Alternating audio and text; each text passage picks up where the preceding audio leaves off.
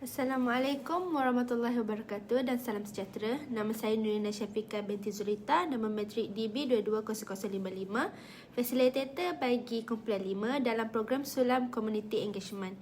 Dalam program ini, kami telah menjalankan pelbagai aktiviti interaktif termasuk senam aerobik dan aktiviti kumpulan yang melibatkan murid-murid pelbagai latar belakang dan keperluan pembelajaran. Satu pengalaman yang sangat memberi kesan ialah apabila saya perlu mengendalikan kumpulan yang mempunyai murid yang terlalu aktif, terlalu senyap dan juga seorang murid dari pendidikan khas. Sebagai fasilitator, kami bertiga harus cepat menyesuaikan pendekatan, contohnya memberi ruang kepada murid aktif sambil memastikan murid pemalu turut terlibat. Saya belajar bahawa setiap murid memerlukan pendekatan berbeza dan empati yang tinggi.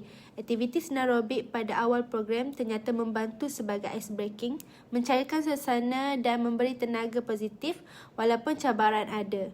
Kami berjaya menjadikan sesi tersebut meriah dan inklusif.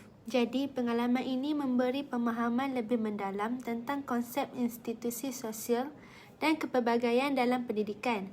Saya sedar bahawa sekolah bukan sahaja tempat akademik tetapi ruang sosial yang mencerminkan struktur masyarakat. Melalui interaksi dengan murid-murid berlainan kebolehan, saya melihat secara langsung kesan stratifikasi sosial terhadap interaksi dan pembelajaran.